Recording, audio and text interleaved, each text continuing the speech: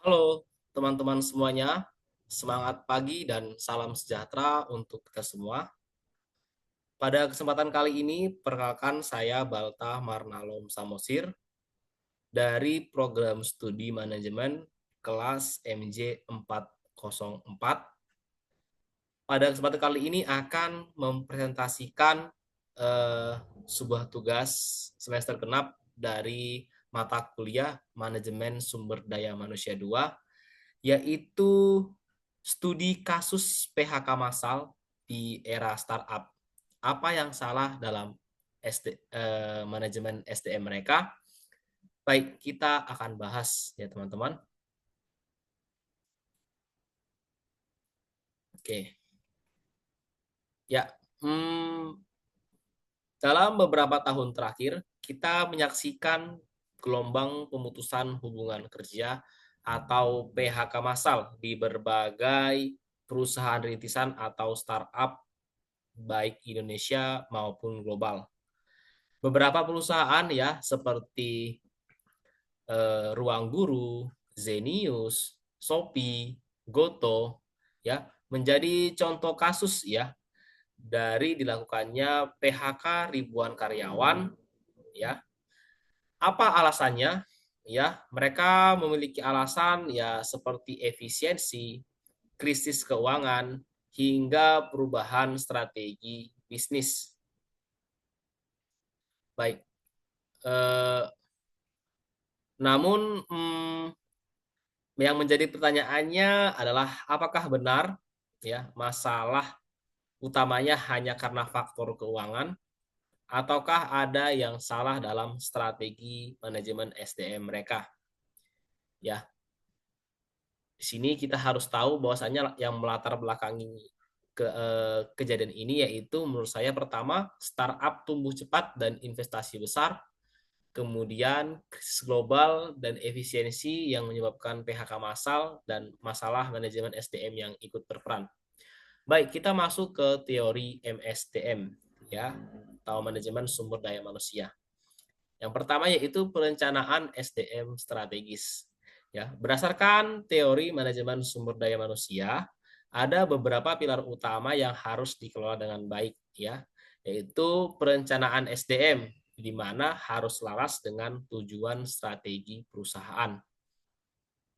Kemudian yang kedua yaitu rekrutmen dan seleksi ya, yang dimana harus selektif dan terukur, bukan asal cepat tumbuh atau growth at all cost ya, melainkan harus berbasis kebutuhan. Yang ketiga yaitu pelatihan dan pengembangan ya untuk meningkatkan kapasitas SDM dalam jangka panjang ya, sehingga pengembangan dan pelatihan karyawan menurut saya memang diperlukan.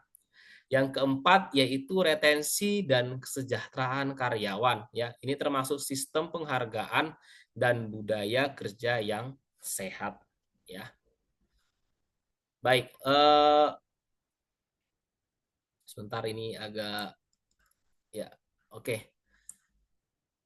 Analisis umum kesalahan SDM startup yang saya bahas di sini yaitu pertama rekrutmen agresif tanpa strategi jangka panjang ya. Kebanyakan para rekruter tidak merekrut secara baik ya, tidak melihat spesifikasi apakah itu sesuai kebutuhan atau tidak ya. Jadi dia tidak memperhitungkan sustainability-nya ya. Kemudian tidak ada analisis beban kerja. Apakah posisi yang akan ditempatkan tersebut strategis atau memang dibutuhkan oleh perusahaan. Yang ketiga yaitu minim pelatihan dan komunikasi krisis ya.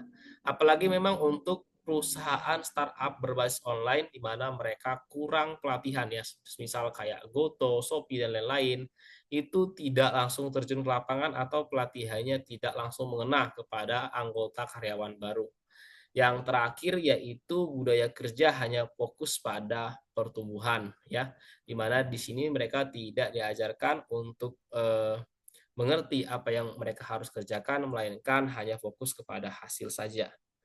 Baik, untuk studi kasus yang dapat saya ambil, Itu dari dua tempat. Yang pertama ada Ruang Guru dan Zenius, ya, di mana untuk kedua perusahaan ini memang terjadi PHK besar-besaran ya pada tahun 2022 dan 2023, yang di mana penyebabnya yaitu turunnya permintaan setelah pandemi ya memang saat itu.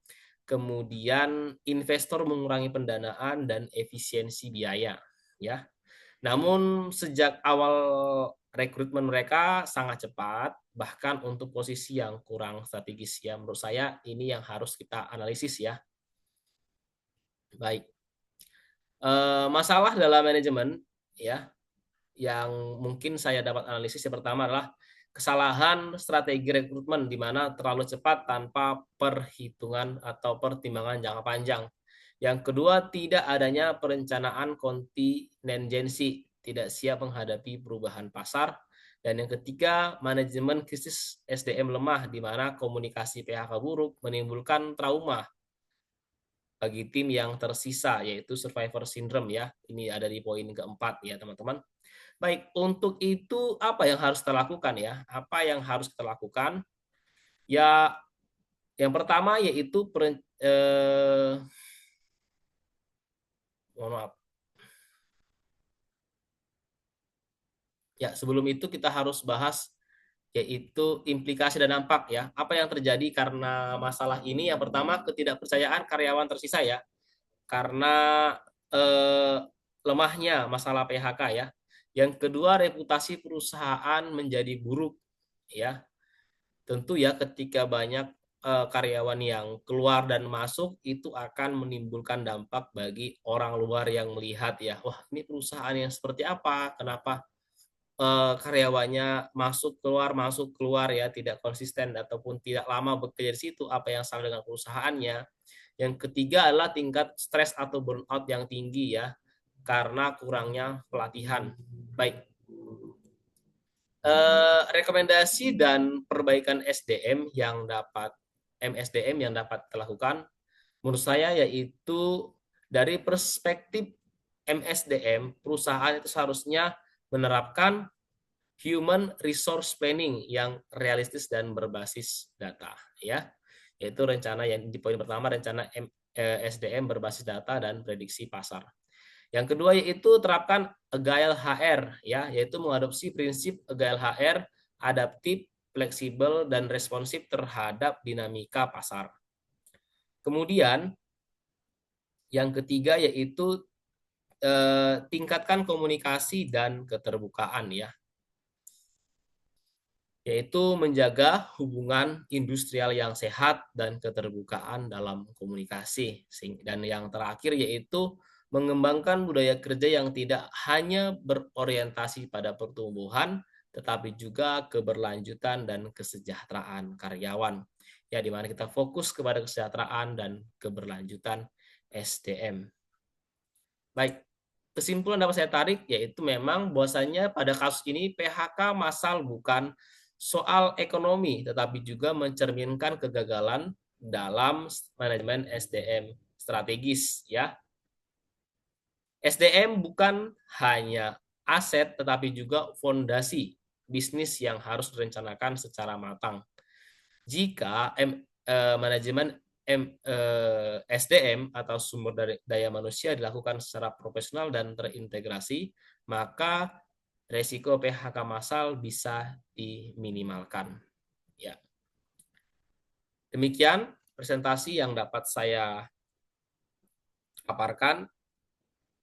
Semoga bermanfaat dan bisa menjadi refleksi bagi kita semua dalam membangun organisasi yang berkelanjutan. Terima kasih atas perhatiannya dan sampai jumpa.